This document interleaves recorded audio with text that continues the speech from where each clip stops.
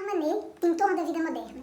Nas décadas de 1860, o realismo francês renunciou a temáticas rurais e privilegiou os temas urbanos, talvez movidos pelas reformas urbanísticas até então em curso, que fizeram de Paris o grande centro da modernidade.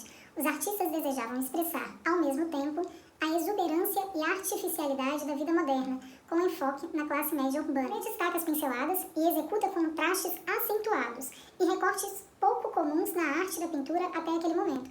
Considerado uma das figuras artísticas mais importantes do século XIX, Manet dedicou-se a trazer para suas obras técnicas e temas que desafiavam o conservadorismo de sua época.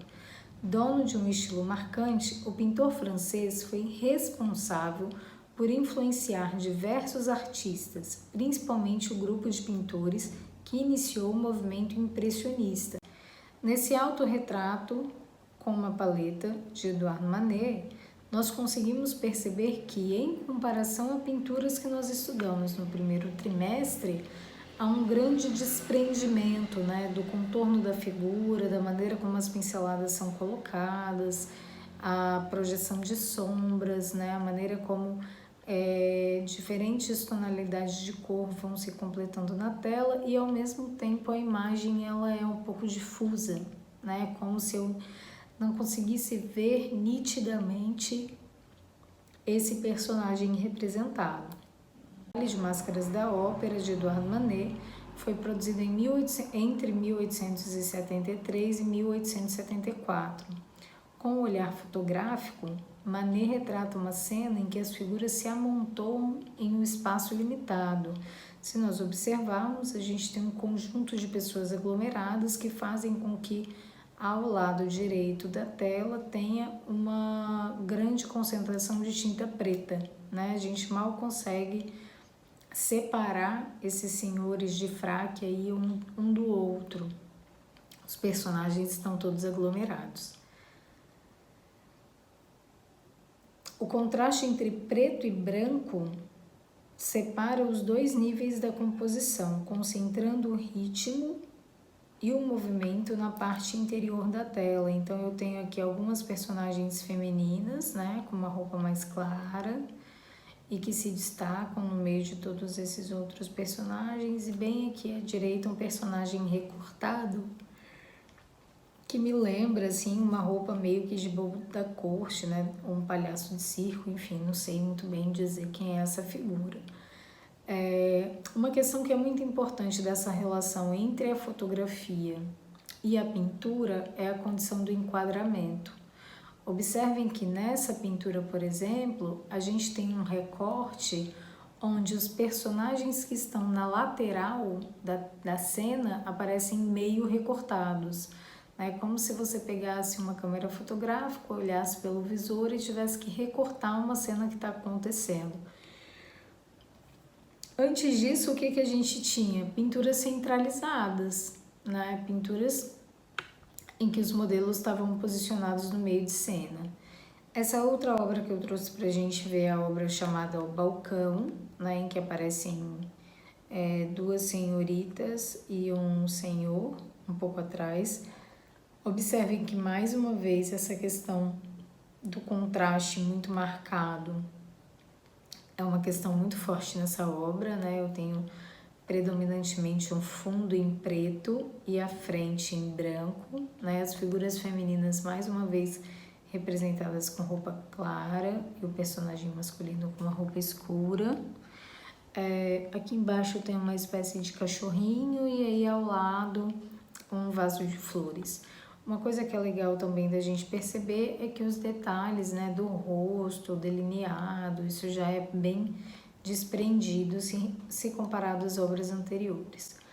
O bar de Folie Bergère, então, é também uma cena que me lembra uma cena de fotografia, um recorte, um enquadramento fotográfico.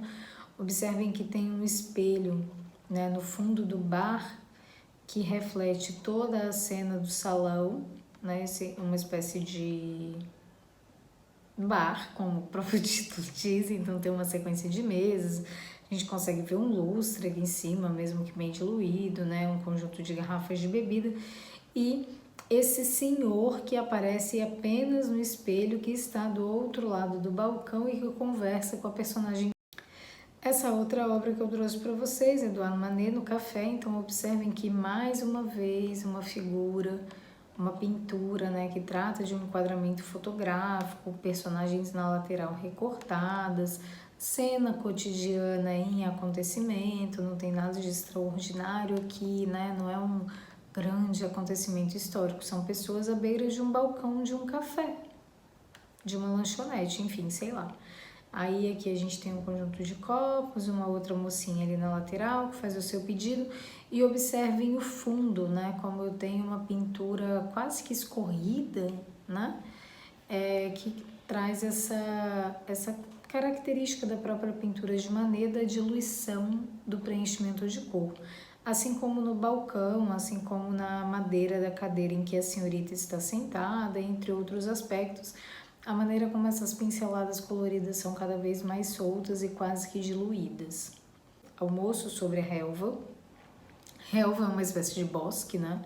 Então aparece na cena aí uma espécie de piquenique, só que esse piquenique ele tem algumas características, algumas condições que não são muito normais, né? Principalmente para a época, principalmente para a pintura da época. Então, primeiro que a gente tem uma personagem nua bem aqui à frente. A gente tem uma outra personagem lá atrás, que parece uma outra cena, que não tem nada a ver com a outra cena, e esses dois personagens vestidos. Aqui no lado esquerdo da obra, a gente tem uma cesta de piqueniques com algumas coisas, né, embaralhadas. Então, essa é considerada uma das obras mais polêmicas de Manet. A composição dialoga diretamente com a história da arte por meio de referências explícitas a representações renascentistas e da presença de uma natureza morta em primeiro plano. Seria essa composição aqui à direita, esquerda, à esquerda. O tom moderno é garantido pelos trajes das figuras masculinas e pela sugestão de um divertimento típico da época, os piqueniques, realizados ao ar livre. A nudez da personagem principal feminina e a figura ao fundo causaram grande espanto na época. A figura feminina porque ela não é uma alegoria, né? A gente tem uma personagem feminina nua que não é a representação de uma deusa ou de uma personagem específica que tivesse a necessidade de estar nua, muito pelo contrário, se ela está acompanhada de jovens com roupas da época, ela se torna não uma pintura, mas uma mulher nua representada. Por mais que a gente tivesse dentro da história da pintura uma tradição da nudez, essa nudez ela estava sempre relacionada a representações alegóricas, a figuras mitológicas, a representação de deuses da mitologia ou de personagens literários. Então, representar uma mulher que de fato fosse uma mulher nua era considerado muito vulgar. E sobre a personagem ao fundo, existe um problema de proporção e perspectiva que faz com que a gente tenha uma sensação que são duas obras separadas, né? Elas não têm nenhuma relação, a figura ao fundo não tem nenhuma relação com esses personagens que aparecem aqui na frente. E ela teria sido inspirada na obra de Giorgione, que chama-se Concerto Campestre. Essa obra é uma obra do Renascimento italiano, data de 1477, entre 1477 e 1510. Então, por mais que Manet tenha uma referência clássica, né, a sua pintura ela vai trazer essa referência clássica de uma maneira moderna e que na época não foi muito bem aceita. O Tocador de Pífano, de Eduardo Manet, foi produzido no ano de 1866. A obra também é uma releitura. O menino que toca flauta está disposto em um espaço vazio, não há nenhum ambiente ou paisagem retratada. A obra foi recusada no Salão de Outono de Paris de 1867, ainda sobre o domínio da estética acadêmica. Manet apresentou um menino vestido com o mesmo uniforme usado pelos filhos dos oficiais da Guarda Imperial de Napoleão III. O artista pintou o retrato em tela grande, o que gerou escândalo numa época em que as pinturas em grande formato eram específicas dos temas históricos, mitológicos ou de personagens influentes. Manet fez essa pintura depois de passar por Madrid um ano antes. Por lá, ficou absolutamente fascinado por uma tela de Diego Velázquez, no Museu do Prado, intitulado Pablo de Valladolid, que é essa obra aqui. Pablo de Valladolid é simplesmente a primeira tela pintada no Ocidente cujo fundo aparece vazio, né? Então tem uma condição de perspectiva que é muito especial, que é como se esse personagem estivesse flutuando, e aí realmente tem alguma semelhança com a obra de Manet. Diz que a obra é uma das mais assombrosas realizações de perspectiva de Velázquez. Velázquez é um importante artista de um período chamado Barroco, que antecede um pouco os movimentos artísticos que nós estudamos anteriormente durante o primeiro trimestre. Pablo se encontra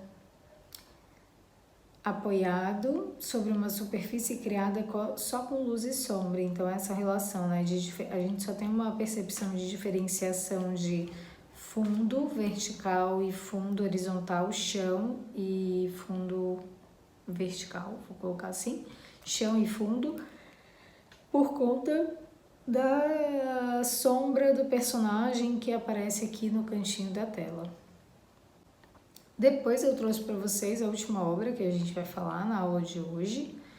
É uma obra chamada Execução de Maxim, que é uma obra realizada também por Manet e também tem inspiração, é uma espécie de releitura numa obra produzida anteriormente. Ao não ser aceito na Exposição Internacional de 1867, Manet organizou sua própria exposição, em que surgiu Execução de Maximiliano, tendo como modelo o 3 de Maio de Goya. O tema era pretexto para estudos de cor, luz e sombra. Bom, aqui nós temos a imagem original, 3 de Maio, uma obra de Francisco Goya, que é considerada uma obra romântica, tá? Nós estudamos sobre essa obra um pouquinho aí nas aulas anteriores. Algumas breves informações sobre a biografia de Manet. Manet não tinha ideias revolucionárias nem políticas em sua arte. Pertenceu a uma família da alta burguesia, frequentando a sociedade elegante. Viajava, era amigo de literatos e poetas. Como pintor, formou-se no estúdio de um acadêmico e trabalhou no Louvre sobre as obras dos mestres do passado, os artistas anteriores como Tiziano, Franz Hals, Velázquez e Goya. Naturalmente, entre os outros artistas da época, interessava-se muito por Courbet, que é um dos principais artistas do realismo. Porém, a inverossimilhança do objeto do quadro mostra que ele aceitava apenas parcialmente e com reservas o programa realista.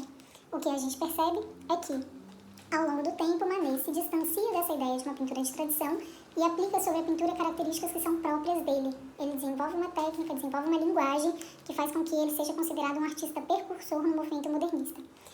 Isso não significa retratar as pessoas, narrar a crônica de sua época, fazia parte da época, negligenciar e desprezar o caráter anedótico ou narrativo da arte, e a aparente incongruência do objetivo ajudava a ver por fora de toda a convencionalidade narrativa.